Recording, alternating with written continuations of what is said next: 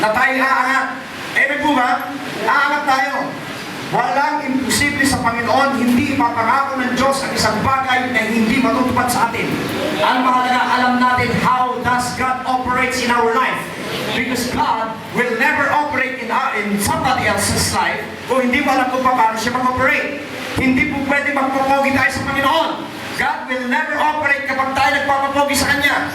God can operate on us with a great heart. Yung puso natin na tama sa pagkilala sa Kanya, na sinasabi natin, Lord, mahal na mahal mo ako, Panginoon. Why God operates to King David? Si King David po, napaka-evil ang kanyang life. Why God operates in his heart? Because David knows the love of God. Amen. At siya mismo nagsulat na, Panginoon, create in me a clean heart, O Lord God. Bakit sinabi ni David, create in me a clean heart? Alam ni David na ang kanyang puso'y punong-puno ng kasamaan. Kaya hindi niya sinabing, Lord, I have a clean heart now. Lord, create in me a clean heart. Amen. At sabi ng Panginoon, David, I like that. Kaya sabi ng Panginoon, nag-operate siya sa buhay ni David. David always acknowledged na yung kanyang sarili ay walang kakwento-kwenta sa harapan ng Panginoon. Amen. Oh Lord, if I walk without you, I will fall. Yun ang mga salita lagi ni David. Kung wala ka, O Diyos, mabagsak mo ako. Kaya mahal siya ng Panginoon. Amen po ba? One of God's grace are His irreversible, irrevocable blessings. Sabi mo sa katabi mo, ang blessing ni Lord, walang atras. Sabi mo sa katabi mo, ang blessing ni Lord, walang atras. Ang Diyos hindi rin nang babawi. Hello? Minsan rin nakakusahan natin. Kumusta kapatid? Ito ang kapalit ng tahanan namin malaki. Dati nakatira kami sa malaking tahanan. Binawi ng Diyos. So, pinatira na lang niya kami ng apartment. Binawi ng Diyos, pinatira na lang niya kami sa apartment para i-humble namin yung aming mga sarili. Look at the statement. Binawi ng Diyos. Ang Diyos hindi nababawi. Amen po ba? Hindi natin alam minsan sinasabi natin, ang Panginoon po hindi nababawi. Bakit may manangyaring gano'n? Kasi po yun ang choices natin. It's our life. We make our own choice. You know why all the seed of Abraham are blessed? Because God blessed Abraham in the first place.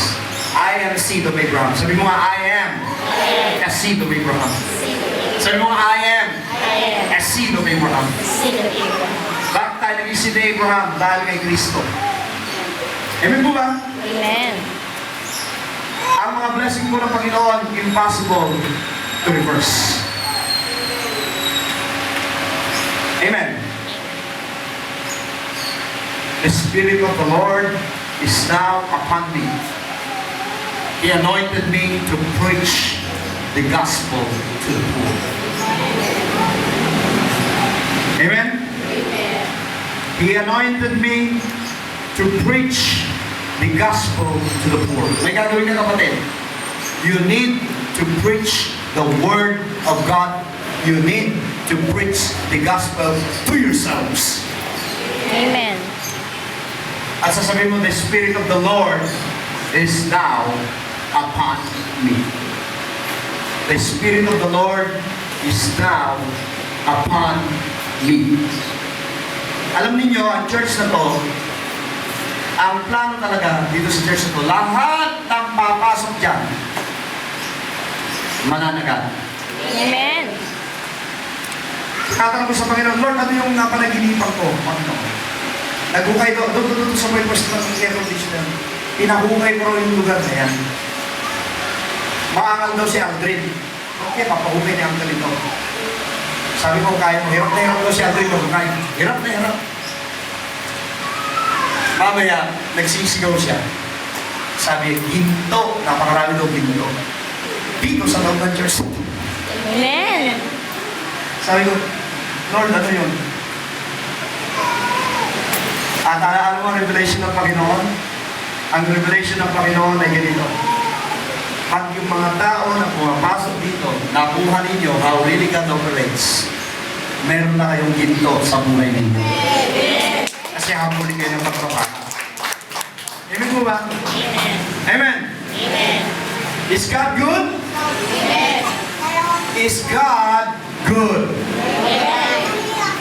All the time. God is good. God is Good. good. Napakabuti ba ng Panginoon?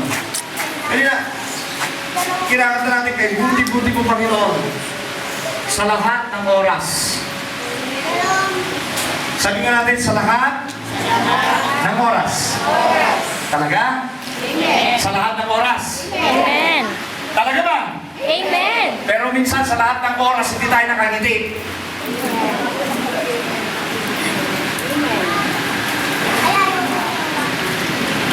Di ba?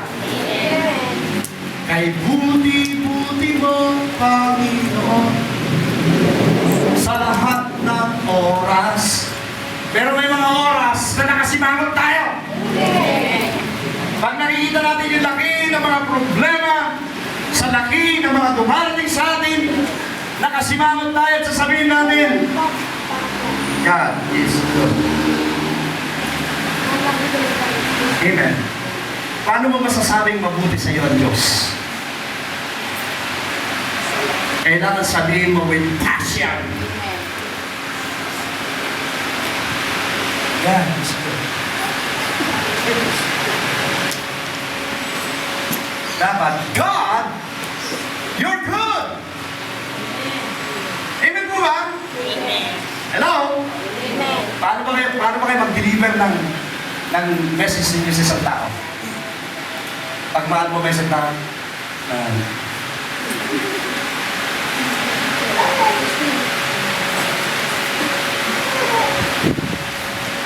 Pag ina-appreciate mo ba isang tao?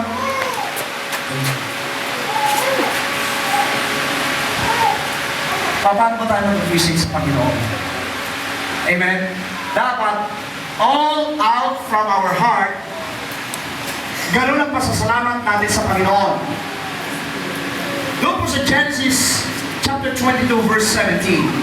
I want to go with your Bible to Genesis 22 verse 17 to 18. Hallelujah. Blessings, I will bless you, and I will multiply your descendants as the stars of heaven, and as the sand in which the seashore, and your descendants shall possess the gate of their enemies. Makinig po kayo dito. Si Abraham po ay prosperous. Pinagpala ng Panginoon. Amen po ba? Hello? Amen. Nung mabago si Abraham kay Sarai, 145 years old po siya. Amen? Nung mamatay si Sarai, nag-asawa ulit si Abraham. Hallelujah!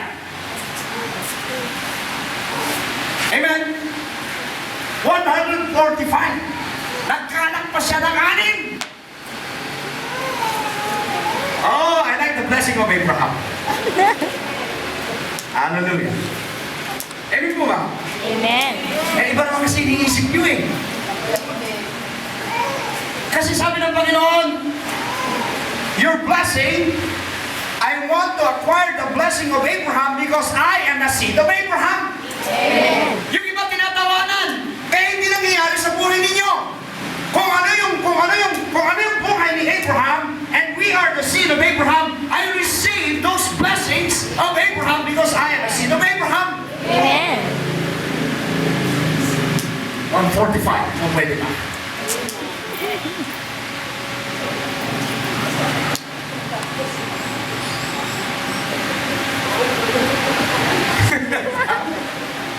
Natatawa kayo, no?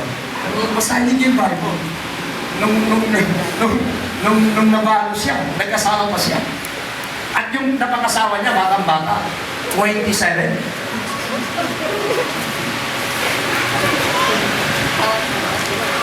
Pinagpala si Abraham. At isa pa, hindi siya namatay. Kung titignan ninyo yung end na kanyang buhay, hindi siya namatay na naka-wheelchair.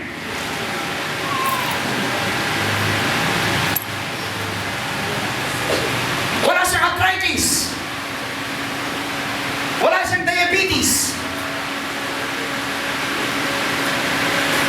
According to Scripture, his life, he enjoyed it to the full. And I want that blessing. Amen. Amen? Ang Amen. iniisip lang kasi ninyo, 45 nag-asawa. Ang titignan ninyo yung ibang blessing niya. That he enjoyed his life. Amen. Siya po'y nanagana ng gusto. Amen po ba? Amen. Ay, pupunta ka nga ng mall. Pupunta ka ng mall, naka-wheelchair ka naman. Paano mo ma-enjoy yung mall?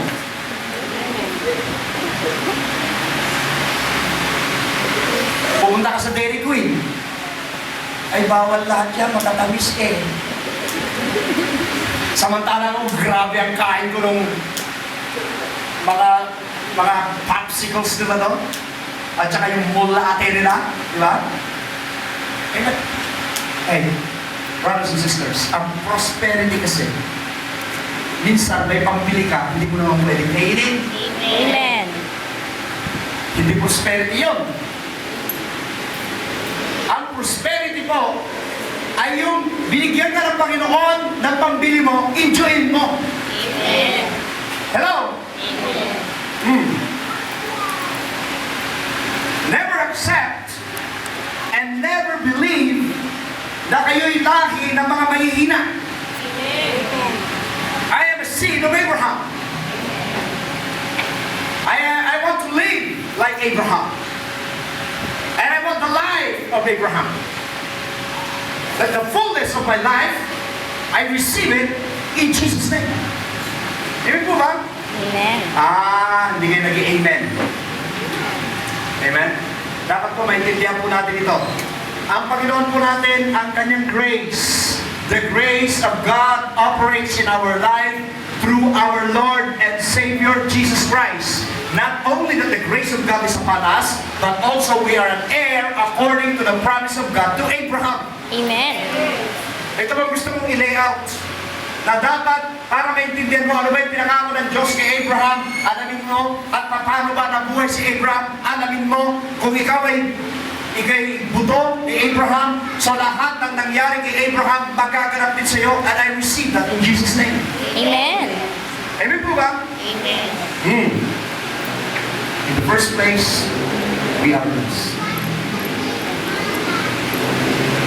Mga kapatid, ang mga Kristiyano po'y kinaiingitan. Amen. At isa pa, pag naglakad ka, akala nila laging may pera kang marami, di ba? Ang tawag sa iyo, Donya. Amen po ba? Amen. Sa mga lugar, ikaw laging lapitin. Amen po ba? At sasabihin lagi, Neneng, ikaw lang malalapitan ko, pera muna ng 10,000. Amen po ba? Amen. Donya Marica. Ganun na gano'n. But Donya. hindi ba ganun? Pinalapitan tayo? Amen. Why? Because the blessings of God is on us. The anointing of the Holy Spirit is on us. Amen. Si nanay, yung mga tao ayaw maniwala, wala siyang pera. Sino ba may-ari dyan? Bakit ka? Kapag nakakita ka ng tao, gutay-gutay ang damit yun.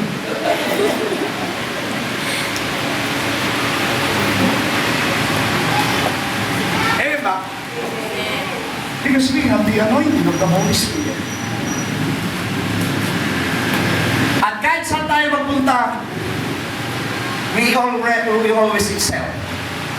Halimbawa, nakahalo ka sa mga grupo, mapapansin at mapapansin ka ron. Kasi ikaw ang natatangi, magandang tao doon sa grupo mo. Amen. Amen. Amen. Amen. Ang mga anak po ng Diyos ay may dating. Hindi ba kayo nagtataka? Ba't gano'n? It's the power of the anointing of the Holy Spirit. Amen. Sabi nga ng mga estudyante, gusto po namin tumalino kami. Amen. ang mga lumalapit sa Diyos, tumatalino yan. Amen. Kasi po, the fear of the Lord is the beginning of wisdom. Amen. Amen po ba? Amen. Kaya matatalino po yung mga Kristiyano. Yung mga anak ninyo, matatalino yan. Wala kayong anak na mahina ang ulo. Puro matatalino yan. Amen. Minsan nga lang, matitigas lang ang ulo, ngunit ang katigasan mo ng ulo, hindi po yan ay kahinaan ng pag-iisip. Kaya nga matigas ang ulo ng bata, matalino po yan. Amen? Kasi ang bata, ang gusto niya, meron po tayong tinatawag na child psychology. Ang gusto ng bata, ikaw ang i-control nila. Baliktad po mga bata, matatalino po ngayon. They want to control their parents. Meron ang bata nag-iiyak-iyakan. Ikaw naman na magulang maaawa ka kasi umiyak na umiyak, baka ka mo magkasakit. Yung pala niloloko ka lang yung anak mo. Amen po ba? Amen. Pag ganun po yung anak ninyo, matalino yung bata niya. Kasi kung mahina ang ulo niya, hindi niya gagawin yun. Amen po ba? Halimbawa, gusto niyang bumili lang ng Dunkin Donut, nakalimutan bumili, magwawala yan. Amen? Hanggang sa bumili ka ng Dunkin Donut, at pag nakabili ka na, nakangiti na siya. Sasabihin niya sa'yo, totoo.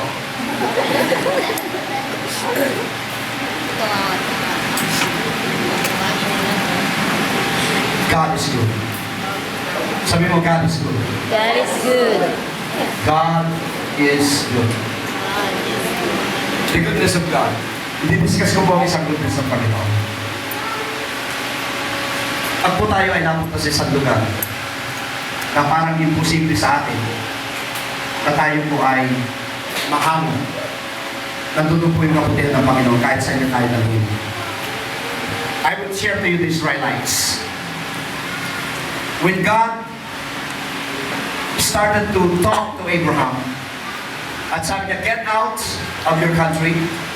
I will take you to a promised land. The land flowing with milk and honey. Amen po ba? Amen. Nandun na po si Abraham. Amen. Pagkatapos po, itong libi ni Abraham na to, na nandito sa land of promise, magkakaroon po ng taggutom. Kinikil mga kapatid, I'm gonna show you how good God is. Magkakaroon ito ng taggutom. Ngayon, pag nagkaroon ng taggutom, kung nasaan sila Abraham at sa kanyang libi, ito po ay, kapag taggutom, mawawala o masisira. May pangako ang Diyos. Abraham, sabi niya, pararamihin ko ang iyong libi kasindami ng bituin at kasindami ng buhangin. Kaya po, bago magkaroon ng taggutom, dito sa land na to, God uses Joseph. Amen. Nagkaroon po ng gulo sa clan ng Israel. Si Joseph ay trinaydor ng kanyang mga kapatid, ibinenta. Nagselos yung kanyang mga kapatid, trinaydor si Joseph. Ngunit mayroon pong God's intervention. Masakit yung nangyari kay Joseph na trinaydor siya ng kanyang 11 kapatid. Siya po ibinenta. Si Joseph po ay naging way para makarating sa Egypt. God's timing is always perfect. Amen. Tandaan po natin to. This is the goodness of God. Makita po natin, si Joseph, ginamit niya, hindi pa po alam ni Joseph daw, masama-masama alam niya, ibinenta akong alipin ng aking mga kapatid. Nabili siya ni Potiphar, na-promote siya, nung ma-promote siya, nabilanggo siya. Sa kasalanan din naman niya ginawa. Ngunit ang Panginoon po, ang plano ng Diyos, yung original na promise kay Abraham, at kung nilalang tawagin ka kapatid, pinangakuha ka rin ng Panginoon. Nagpangako niya kay Abraham. Ang sabi niya kay Abraham, Abraham, padadamihin ko yung lipi, ikaw ay magiging number 1 na nasyon. At nung nasa Egypt na si Joseph, because of the faithfulness of God to His promise, ganun man ang nangyari kay Joseph, ito po yung stepping stone na makilala siya ni Pharaoh. Amen. At nung makilala siya ni Pharaoh dahil sa interpretasyon ng kanyang panaginip, sabi ni Pharaoh, in the whole land of Egypt, I am promoting Joseph to be number 2. Sabi ni Pharaoh, pangalawa siya sa akin. At nung matindi na po ang taggutom doon sa nasasakupan ng Israel, the land of Canaan, the land flowing with milk and honey, wala na po silang pagkain. Sabi may pagkain sa Egypt. Amen. At nung magpunta yung mga kapatid niya sa Egypt, nakita si Joseph. To make this story short, nagkakilala rin po sila. Pagkatapos, ang sabi ni Pharaoh kay Joseph, Joseph, papuntahin mo dito sa Egypt ang pamilya mo. Hindi lang ang pamilya mo, kundi lahat ng nasasakupan nila, magpunta sila dito sa Egypt. Hello? At nung nagpunta po sila sa Egypt, nakasurvive po sila sa tagputok. Amen? Pagkatapos, nung nasa Egypt na sila, nung namatay na po si Joseph, God is still faithful to His word. Sabi nga rito, God will never alter His word. God is not a man that must lie, or He changed His mind. He never changed His mind. Kaya po nung namatay na po si Joseph, iba na po yung nag-take over. Hindi na kilala si Joseph. Ginawang alipin ang mga Israel. Amen po ba? At nung ginawang mga alipin ng Israel, diniliver na naman ng Panginoon. Ginamit ng Panginoon is Moses. So sabi ng Panginoon na naman kay Moses, Moses, I want you to lead the people out of Egypt to the promised land. Mga kapatid, itong mga Israelites, itong ninuno ni Abraham, nanggaling sila sa promised land, nagpunta sila sa land of Egypt, bumalik uli sa promised land. Hello? Bakit nangyari yung bagay na gano'n? Nangyari kasi may plano ang Diyos. Ayaw niya na mawala ang lipi ni Abraham. Kapatid, kasama ka sa lipi ni Abraham. Ayaw ng Panginoon na mawala ka sa lipi ni Abraham. Kaya sa umagang ito, ikaw ay tiyak na pinagpala. Amen. Papangalan ka sa buhay. Ano man ang dinadaanan ninyo yun, maaaring mahirap, maaaring hindi sana ng Panginoon. Ngunit, Panginoon, God is in control. Maybe God is leading you out from one place to the second place or to point B.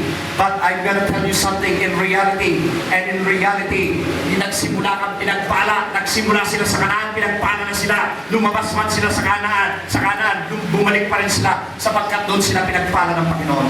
Kapatid, ang church na to, kung sino man yung nagsimulang pinagpala dito ng Panginoon, nasaan man sila ngayon, ako po'y confident, 100% confident, dito sila nakatakbo ng pagpapala, babalik at babalik dito yun. Hallelujah! Ayun po ba? Ganun din po tayo. Pinagpala tayo ng Panginoon. Ano man ang mga nangyayari sa ating buhay, iyak, pinagpala tayo. Huwag tayo manghihina. Huwag tayo manghihina. Minsan gagamitin ng Panginoon para manghina tayo yung mga mahal natin sa buhay. Itaas yan ng mga kamay. Sino yung may mga mahal sa buhay dito? Okay. Sa mga mahal mo sa buhay, sino yung may pinakamamahal? Itaas ang mahal. Yung pinakamamahal mo yung gagamitin ni Satan yun. Para ikaw ay lumayo. Amen ba? Eh, pastor, parehas naman ganun kay Kristiyano eh. Kahit na, isa sa inyo gagamitin pa rin. Amen po ba? Hindi kayo naniniwala. Isa sa inyo gagamitin pa rin kasi the devil is out there. He wants to steal all your blessings. Kaya nga dapat po yung salita ng Panginoon nasa atin lagi. Na kapag yung kasama natin sa bahay nagsasalita na ng negative, tumahimik ka na. At sabi mo lang, I cast you out in the name of Jesus. Pinapalayas mo ang demonyo sa akin. Sabi niya, oh, masakit yun. Amen po ba? Amen po ba? Naalala ko nanay ko nung ako'y naglalasing pa. Sabi niya, Satanas, lumayas ka sa pangalan ng Jesus. Lumayas ka, Satanas. Sabi ko, ikaw ang Satanas.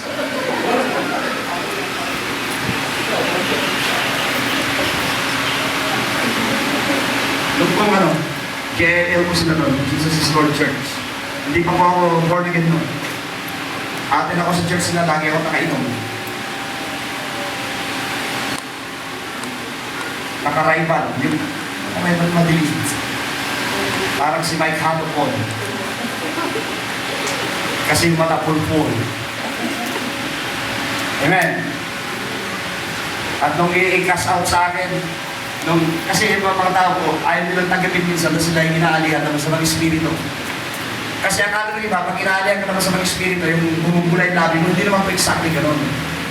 Lahat po na lumalaban sa kalooban ng Panginoon, inaalihan niya naman sa mga espiritu. Sinabi ka, huwag ka magsimba! Huwag ka magsimba! Ayun, inaalihan na yun. Ayan po ba? Amen? gagawin mo? In Jesus' name. Ganun po ba? Kasi binibigyan tayo ng Panginoon, whom do you choose now? Is it my voice or the outer voice? Sino susundin mo ngayon? Ang Diyos o si siya? Si siya pwedeng palitan, ang Diyos hindi.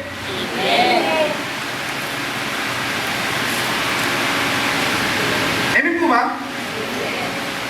Maraming sisya na ibibigay ng Panginoon kung sisya lang ano mo, ang kaligayahan mo sa buhay. Amen po ba? Dapat unahin natin ang Panginoon. Pag inuna mo ang Panginoon, uunahin ka rin niya. Amen? Amen. Hello? Ito po yung sinasabi ko sa mga taga-church na hindi nyo pa maisama kasama nyo dito sa church. Okay lang, huwag nyo isama, basta magpunta kayo dito. Pero kung pagbabawalan niya kayo na magpunta sa church, abay, tumakas kayo. Amen? Magpunta kayo sa church. Kasi dito natin makikita how do we really love God. Sasabihin naman ng iba, hindi. Pag ginawa mo yun, maghihiwalay yan, pastor. Ano sabi ng salita ng Panginoon? Seek ye first. Kingdom of God.